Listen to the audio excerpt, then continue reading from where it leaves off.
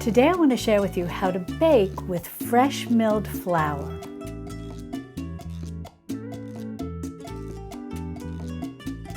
Hi sweet friends, I'm Mary and welcome to Mary's Nest, where I teach traditional cooking skills for making nutrient-dense foods like bone broth, ferment, sourdough, and more. So if you enjoy learning how to be a modern pioneer in the kitchen, consider subscribing to my channel and don't forget to click on the little notification bell below. That'll let you know every time I upload a new video.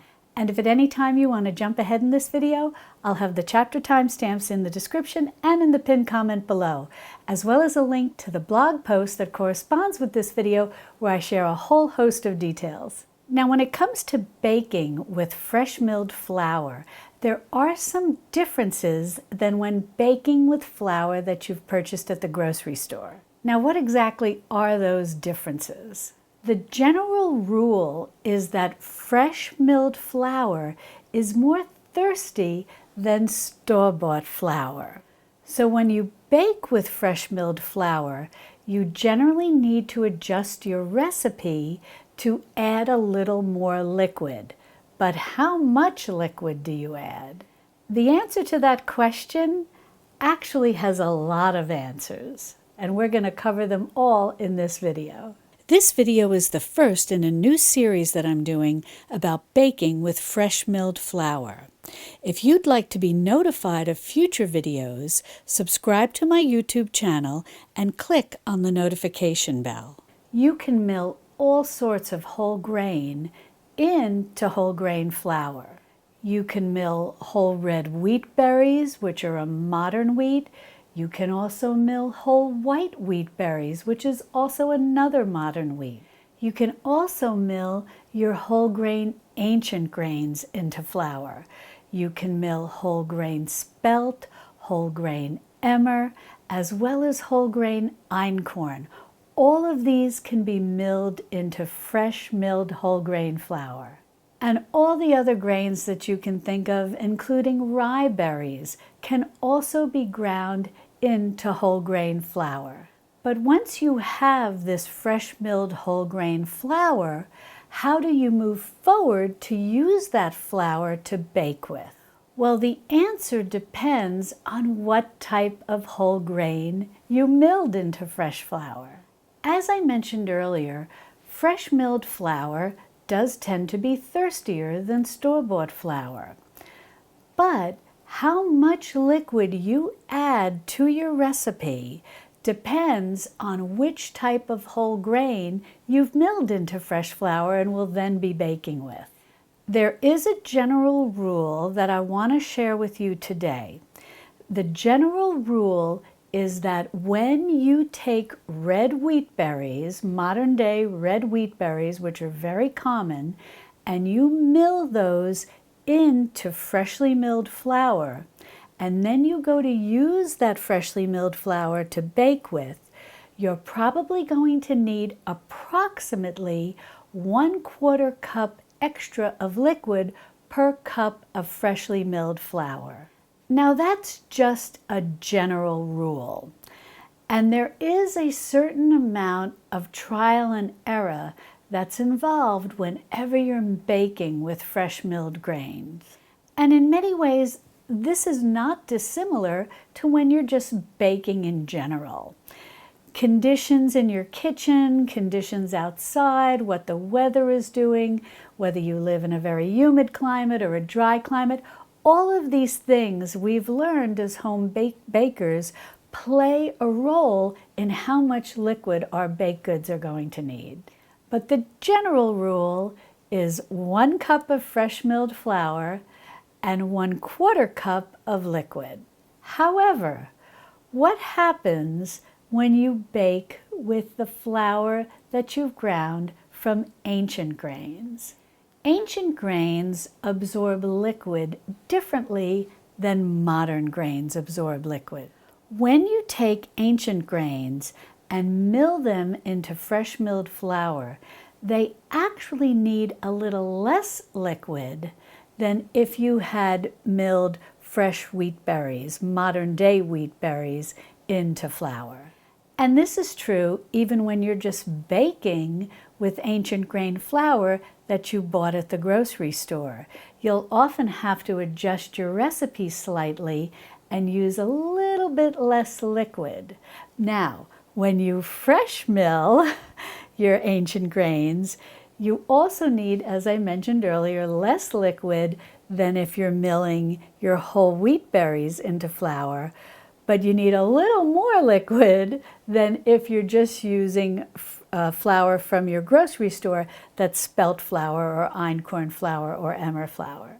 So the general rule is that when you're using fresh milled flour from ancient grains, you're going to need approximately 2 tablespoons of additional liquid added to your recipe. Just like there's a little trial and error when you first start baking with freshly milled flour from modern day red wheat berries or white wheat berries, the same is going to be true when you start baking with freshly milled flour from the ancient grains. They're all going to vary a little slightly based on which ancient grain. Spelt may be taking in a little more liquid than einkorn will take in. But as I shared, the general rule is the 2 tablespoons of extra liquid. And you're going to go through a little period of trial and error until you have your dough looking just like you want it to look before you proceed with baking.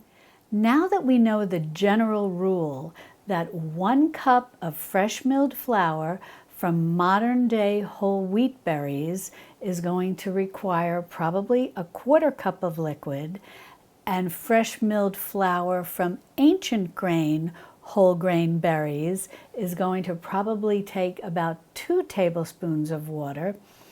Let's talk about baking with fresh milled flour, whether we're baking quick breads and muffins, whether we're baking yeasted breads, or whether we're using a sourdough starter and making sourdough breads.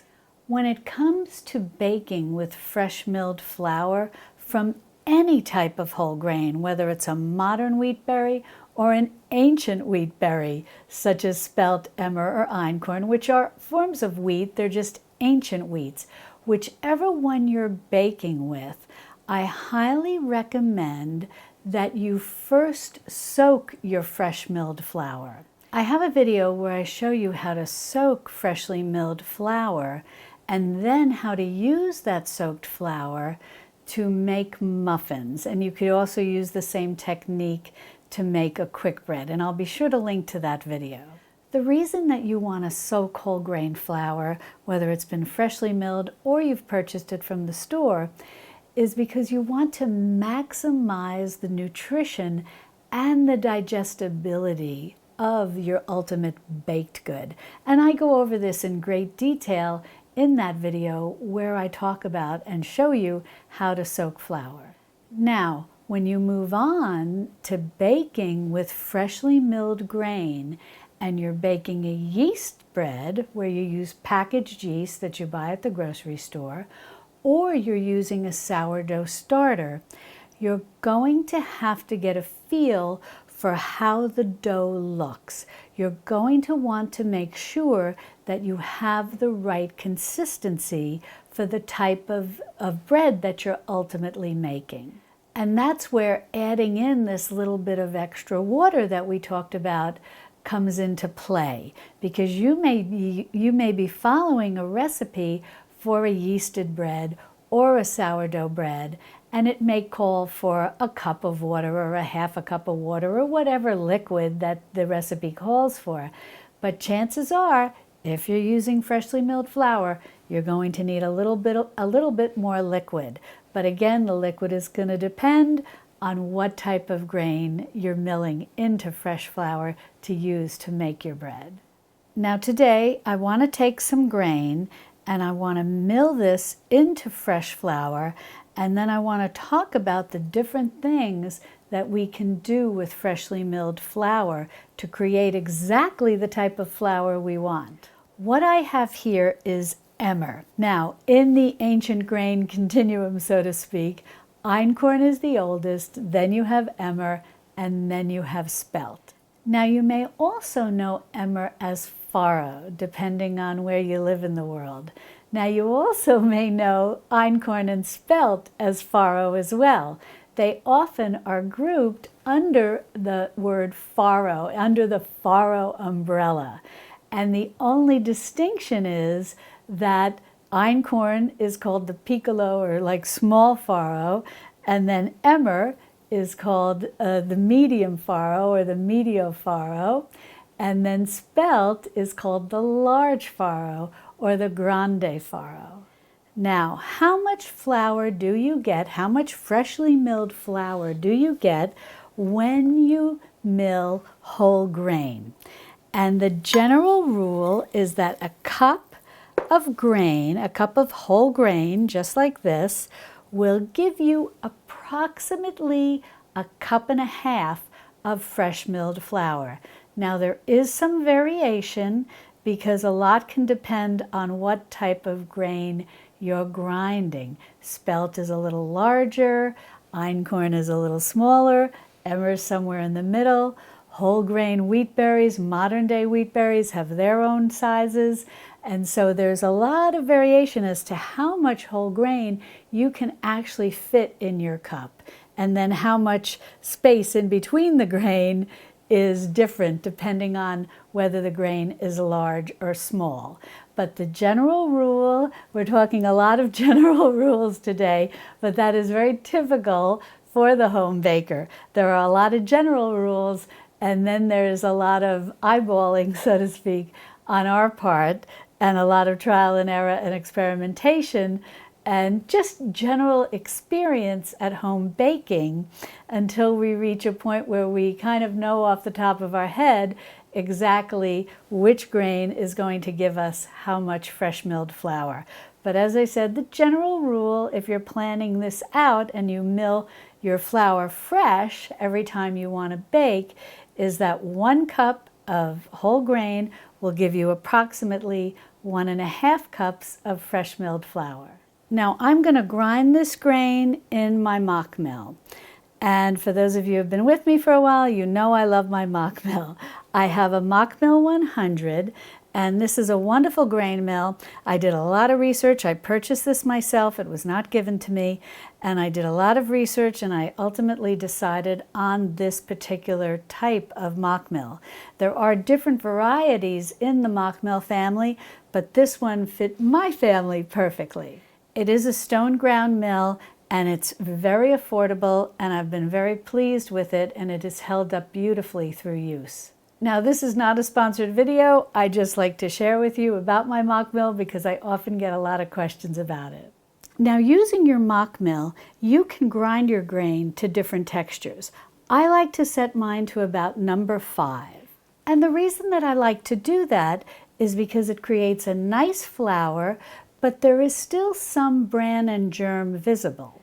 And I like to have some of the bran and germ visible because I often like to sift out a little bit of that bran and germ, and sometimes a lot of the bran and germ, using these type of sifters, which we'll talk about in a minute, because that gives me some flexibility, some variety as to how I can use my flour going forward. We'll talk about all of that in a minute. Let's just go ahead and grind this whole emmer grain. And I'm going to go ahead and grind or mill 2 cups of whole grain emmer.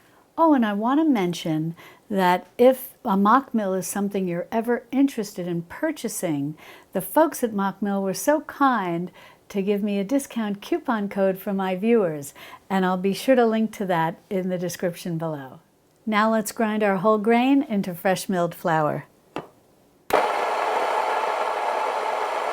So now I have beautifully fresh milled emmer flour. And if you've never smelled fresh milled flour, but you're planning on getting a grain mill, you're going to love the aroma.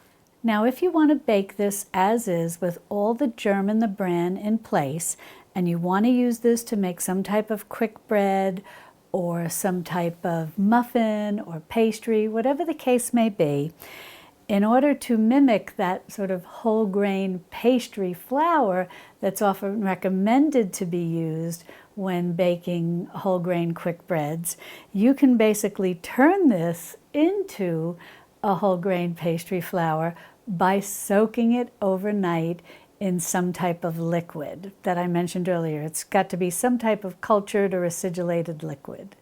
You would want to measure out 2 cups of flour and add 2 cups of kefir, 2 cups of yogurt, or 1 cup of yogurt thinned with a cup of water so that it's pourable, or 2 cups of water with a little lemon juice or a little apple cider vinegar, whatever the case may be.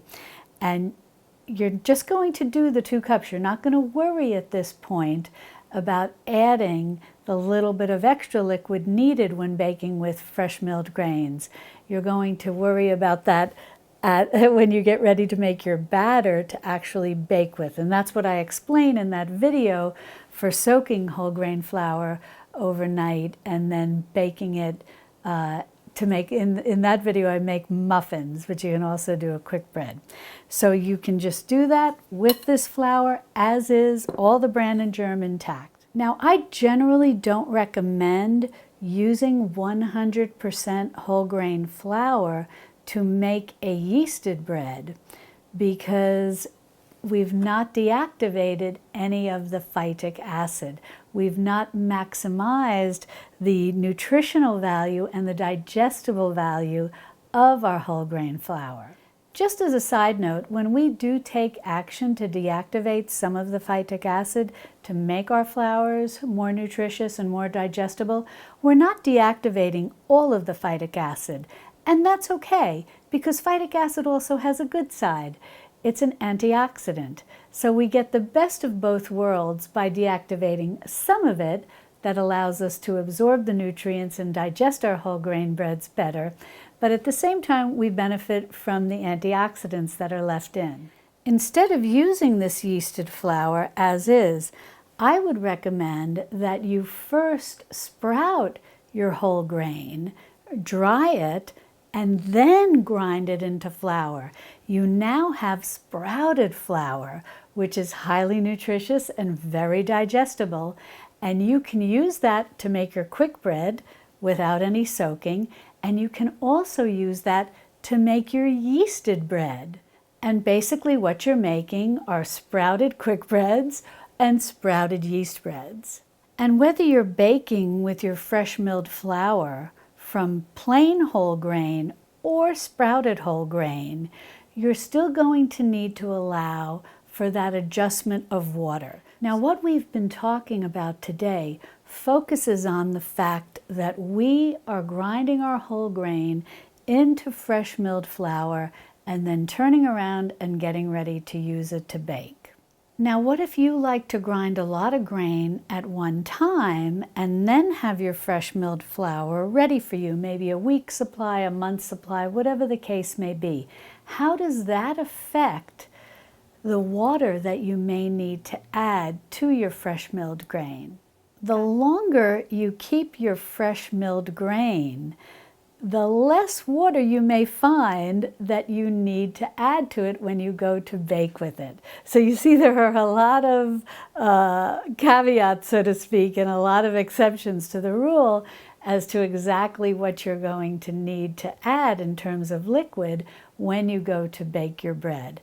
Because the longer you leave your flour milled, it takes on moisture just like the flour at the grocery store takes on moisture just by being exposed to the air. And then if you freeze your flour, if you refrigerate your flour, all of these things affect the moisture content of your flour. So again, trial and error, just experiment and look for the proper texture that you're looking for as you add that little bit of extra liquid when baking with your fresh milled flours. Now say you've got your fresh milled flour and now you're ready to move forward with making a sourdough bread. Now you can certainly go ahead and use this as is with all the bran and germ in place.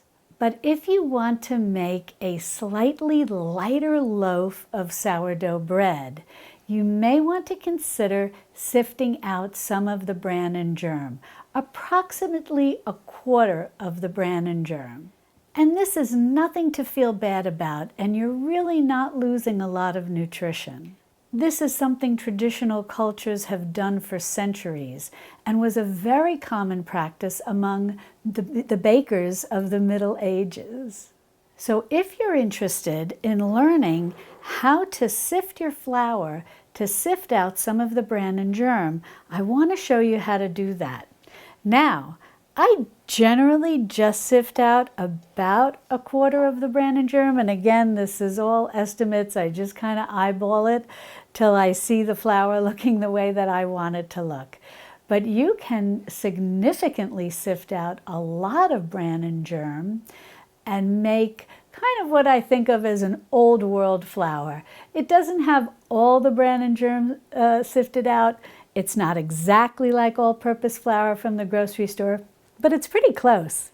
Now, the reason I want to go over this sifting process with you is because depending on how much bran and germ you sift out of your fresh milled flour will also affect, you knew it, how much liquid you add to the recipe for baking bread.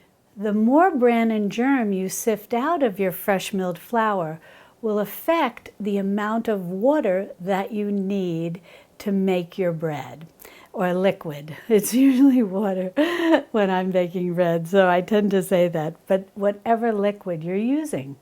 So now 1 cup of fresh milled flour that has had some of the bran and germ removed from it, regardless of what type of flour you have, whether it's your modern wheat flours or your ancient grain wheat flours, because emmer and spelt and einkorn, they are wheats, they're just ancient wheats. So no matter what type of wheat flour you're working with, once you sift out some of the bran and the germ, you're going to have to adjust the water.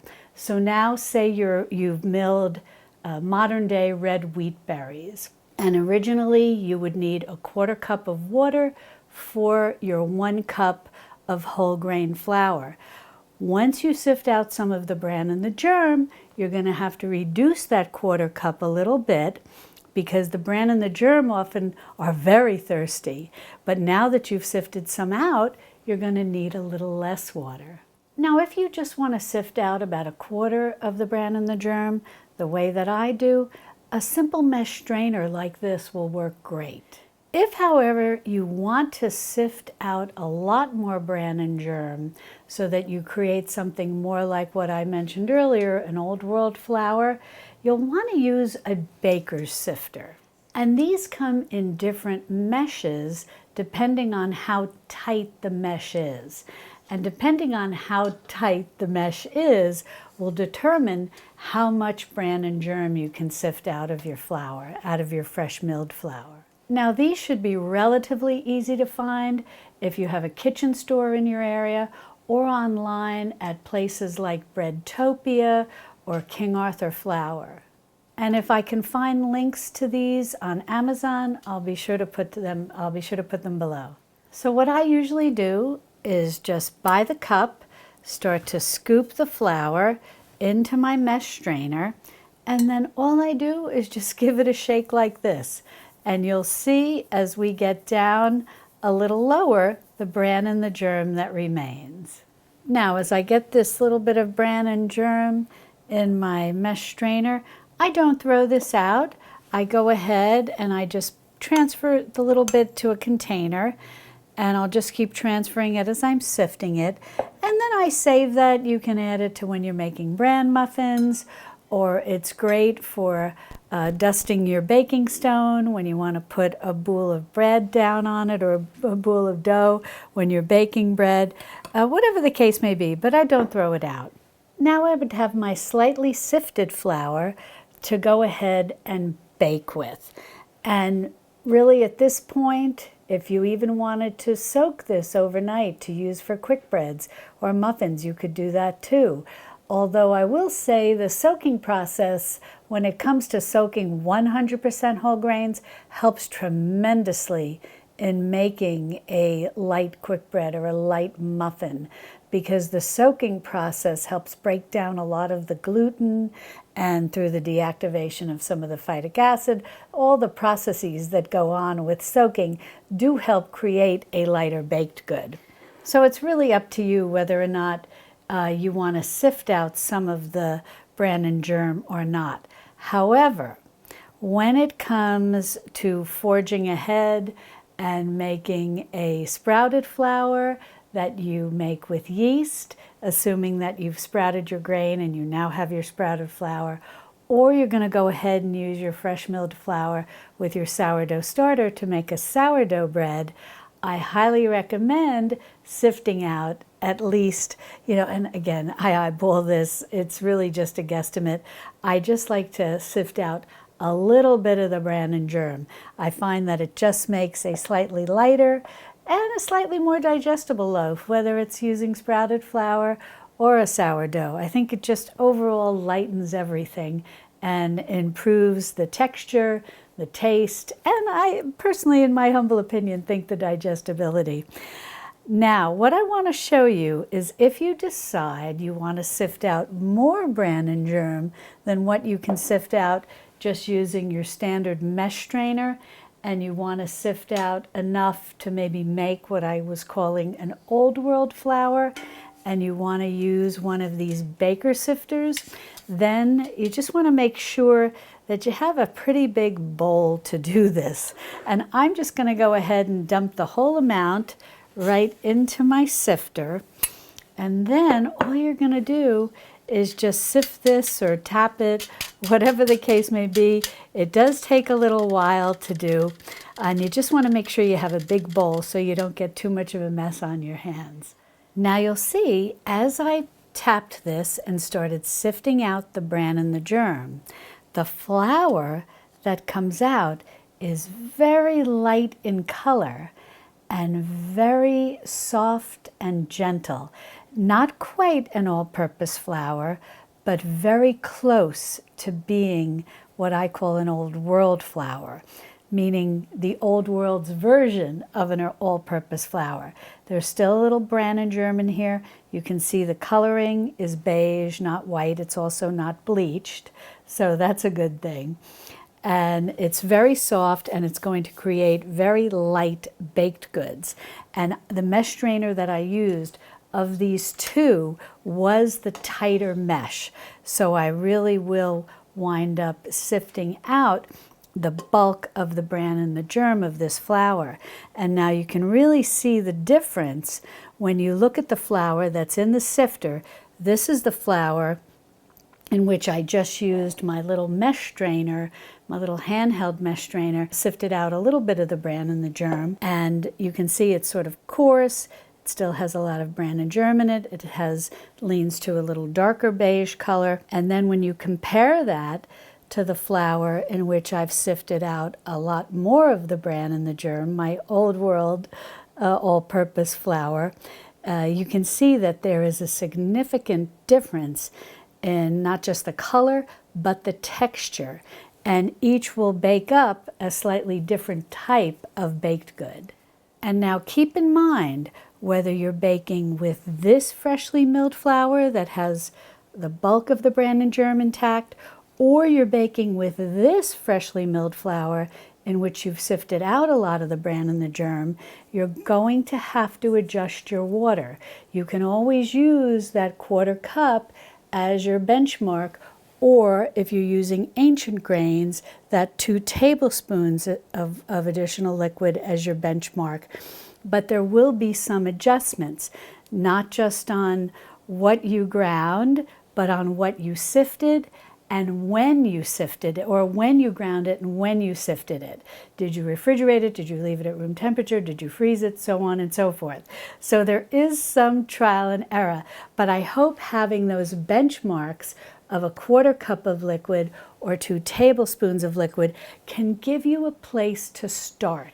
Now I'm going to bake breads with both of these flours, and I'm going to show you the texture that you're looking for based on the amount of liquid you need to add.